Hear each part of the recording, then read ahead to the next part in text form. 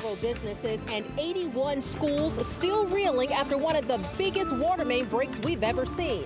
When officials say things will get back to normal. A wildly dangerous traffic stop, the suspect taking off with an officer in his car. For the rest of her life, she's going to be afraid to go to the dentist. And a dentist office accused of making more than 24 people sick by using contaminated water. Now the families are holding the office accountable.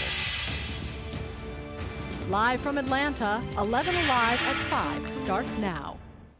New tonight, this evening at 5 o'clock, an officer kidnapped in Marietta, shoved inside a suspect's vehicle, trapped for more than a mile during this chase. Now, the fellow officer was thrown to the ground after fighting, but failing to pull him out of that vehicle. How terrifying. Here's what we know right now. The chase ended with 3 people in handcuffs. And with the stroke of luck, both officers are okay tonight. 11Alive's Caitlin Ross is on the story. She spoke with Marietta police, who say this could have ended in a lot more of a dire situation. Ross? Yeah, Melissa, Jeff, this is very scary. Police say other officers on scene were able to corner the suspects, forcing them out of their car and freeing the officer. It's every officer's nightmare. Trapped in a moving car with 3 suspects, all armed with no intention to stop. But in that moment, that officer had a lot of decisions to make very quickly to try and protect his life as well as the safety of others around. Marietta Police PIO Chuck McPhilmy says the officer in the car was out of options after stopping the vehicle on Delk Road early this morning. In the video, you see him talking to the suspect outside the car. Then the man bolts back inside and the officer follows. McPhilmy says what you don't see is the suspect pinning that officer's arm inside the car while a second officer wrestles to get him free. Had he pulled his weapon and fired the weapon, then what? Can we contain the vehicle? Can we control the vehicle? With the officer inside, the suspects took off, taking the officer on a high-speed chase for more than a mile in Marietta. Officers were able to force the car down a dirt road where the car got stuck in the mud, and police got everyone out. At this point, we're just incredibly thankful that no one was injured. Police say the suspect was originally stopped for allegedly blocking an intersection and was initially cooperative when police asked him to get out of the car. You get a sixth sense as an officer if something feels wrong. The officer that conducted the traffic stop felt that way right from the start. All 3 suspects are now in custody, charged with aggravated assault, kidnapping, and obstruction of justice. Police say all 3 are known gang members. How terrifying, and happy to report tonight that that officer is okay. Wow. A 10-year-old girl is recovering this evening after she was hit by a stray bullet. She was sleeping at the time. This happened around 9:30 last night at an apartment complex in the Embarcadero Boulevard in Lithonia. Police say someone fired several rounds into the building. The girl was taken to the hospital with minor injuries. At last check, police had yet to arrest anyone. There was a $2,000 reward up for grabs tonight to help Roswell police find a man accused of raping a woman he met through a dating app. Take a look at this photo of the wanted man. His name is Christopher Gampel. Police say that he met the victim at a restaurant last May, and at some point, he slipped a date rape drug into her beverage. Police say the 2 then took a taxi back to his home where he allegedly raped the woman. Police say that Gampel has a distinctive tattoo on his right arm. We posted his pictures on our Facebook page so you can share them and help get this man off the streets. A local mother is seeking justice, claiming the school district did nothing to stop a teacher from sexually abusing her son for nearly 2 years. Michael Wilson was convicted of assaulting the boy who he taught at Winston Dowdell Academy, that's in Noonan. Tonight, the victim's mother is speaking only with 11Alive and 11Alive's John Schierick after filing a federal lawsuit against Coweta County, the school district, claiming her pleas for help were ignored repeatedly. A teacher admits he sexually abused one of his students repeatedly, and he goes to prison. But it turns out the student's mother complained to Coweta County school administrators a year and a half earlier, but they kept the teacher on the job all that time while he secretly assaulted her son. And now she is suing, accusing the school system of failing to investigate. If the school would have just done something, it wouldn't have continued. What she's demanding now, coming up at 6. A man accused of trying to abduct a 14-year-old girl in DeKalb County was back in court today for a hearing. 6-year-old Alvin Joyner is facing charges of kidnapping and enticing a child. A Miller Grover High School student told police she was walking to school in February when Joyner forced her into his vehicle and started asking her sexual questions. She says he drove a short distance before letting her go.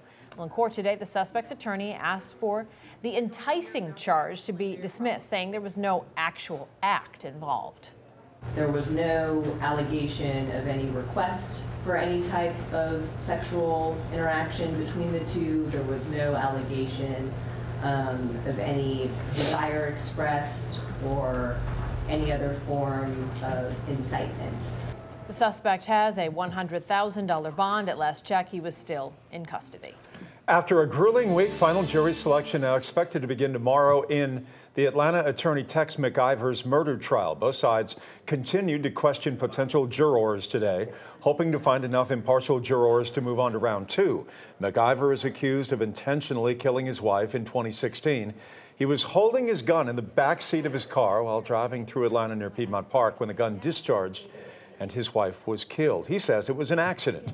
All week, the judge and lawyers have been questioning potential jurors, focusing on media coverage and any opinions they may already have about the case that has been in the headlines for months. I don't know whether it was an accident. Okay. Why are you led to believe that it could have been an accident or not an accident? Well, because if you got a weapon, you know whether it's loaded or not, or whether the ammo's back, or whether you have one in the chamber. And it's just a little doubt in there. Okay, you said a little doubt in there, you said? Yes, a lot of doubt. Okay. That juror made it to the second round of jury selection. Tomorrow, lawyers and the judge will begin picking the final jury for the murder trial. They will choose from a pool of more than 70 people. Some rather wintry weather to wake up to today, and we're not talking about in the Northeast, where they have been dealing with a massive storm. Our storm trackers in Union County saw some flurries. And we also had freezing temperatures this morning, Chris. The cold weather sticking around, maybe fighting it out with the beginning of spring? Yeah, exactly right. We've got another round of freezing temperatures expected here through the overnight hours. So we have another freeze warning in effect. This is really for all of our area. And I want to explain here again why you're not seeing these counties in Northeast Georgia colored in. You still have a good chance of temperatures at or below freezing, but your growing season hasn't started yet. So the frost freeze program hasn't started for you. That's why there's no official freeze warning, but it is in effect for everybody else in these areas and even in Northeast Georgia too. Temperatures in the morning are going to be around 32 degrees or below in many spots. Some spots in North Georgia may even make it into the upper 20s. It's another night. You have to make sure the pets have a warm place to stay. And if you didn't do it last night and you didn't have any damage this morning, you might want to do it tonight. Cover some of those sensitive plants, some of the flowers and buds and blooms that have been coming up early due to the warm weather that we had previously. Right now, we are still in the 40s. We never even made it to the 50s today. We topped off at 49 degrees. It's 48 now. More 40s up to the north, even 30s in Blairsville and in Clayton. A few more 50s, though, on the south side. Watch what happens during the evening hours. If you're going to be headed out tonight, it's going to be one of those chilly nights out there. Temperatures hold in the 40s in Atlanta through about 8:30, 9 o'clock tonight. And then after that, we'll see more of those 30s around, continuing to fall by morning. This model saying 33. I think it's going to be 31 degrees. We'll have clear skies, not concerned about any wind around. That will help with radiational cooling to get us down to that freezing mark. And just about everybody here is going to be right around the freezing mark, even some of those 20s there in parts of Northeast Georgia. We will gradually warm up a little bit in the afternoon tomorrow. We're going to talk more about that, as well as tracking the system coming in for the weekend. I'm going to break down which parts of the weekend will have the best chance for showers to move in and when we can see the potential for some strong thunderstorms. Oh, no. Thank you. Crews continuing to work around the clock, trying to fix that massive water main break. It happened yesterday in DeKalb County. 11Alive Sky Trackers giving us a live look over Buford right now, where that 48-inch main broke yesterday, early in the morning, about 2:30. Officials believe a damaged sewer pipe caused the main to collapse, and they hope to finish repairs by tomorrow. 11Alive's Latasha Givens is live right along Buford Highway tonight for us. And Latasha, that boil water advisory is still in place now through the weekend. That's right. That's what officials are telling us. Now, this time yesterday, the end in sight was hard to estimate with many key materials coming from out of state, but officials expect the repair to be completed by tomorrow night. But today, some of these businesses that were affected are still picking up the pieces, while local schools are trying to find creative ways to serve food without using water.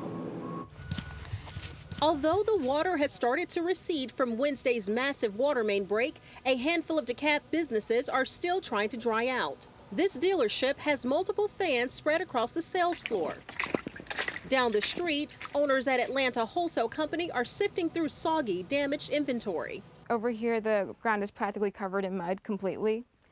So we haven't even looked at this merchandise, but it's very likely that all of the merchandise on the very bottom is destroyed. And the Chick-fil-A next door is only open by drive-through with a limited menu. 81 area schools had to make adjustments too. We just made sure we moved to a different menu. Superintendent Stephen Green says the schools are serving mostly non-perishable food that doesn't require water. We're closing up the water fountains and the sinks, etc., until that water's tested. So these crates of donated water bottles have come in handy.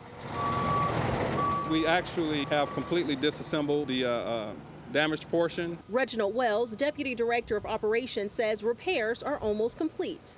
By late Friday evening, we'll definitely have the system tied in. And coming up at 6, the questions we pose to officials about preventing something like this from happening again, what they have to say. In DeKalb County, I'm Latasha Givens, 11Alive News. Thank you, Latasha. And businesses are getting involved, trying to help out with the schools. The DeKalb School District posted this video on Twitter. 1,600 bottles of water donated by a Publix in Tucker. Over the last 24 hours, we've seen a lot of people trying to figure out more about the boil water advisory. Most people know that means you need to use bottled water or boil the water if you want to brush your teeth or consume the water. But it also means you need to be careful not to swallow any water while bathing or showering. Use only the dishwasher if the final rinse temperature is at least 150 degrees or if you are using a sanitizing cycle. If you wash by hand, use a separate basin with a teaspoon of bleach. That's really interesting, for each gallon of warm water. It is safe to do your laundry, as usual, but do not give any tap water to your pets during the advisory. Same risk as if you would be drinking it. Read more about the guidelines on our website, 11alive.com. Makes you worry about eating at restaurants too, doesn't it? It does, absolutely. Yeah. News today from Capitol Hill as President Trump orders new tariffs on steel and aluminum, but it's being met with some criticism. We are live in Washington, D.C. with the details coming up next. For the rest of her life, she's going to be afraid to go to the dentist. And parents suing a local dental practice, accusing it of using contaminated water, and that's not the only allegation. The story's coming up in about 30 minutes. And should schools be required to tell parents about bullying? It is today's poll question, as parents in New York are pushing for a state law that forces schools to tell them when their child is being bullied. You can go to 11alive.com/vote to cast your vote. We'll continue to update the results over the course of the next 30 minutes in this broadcast.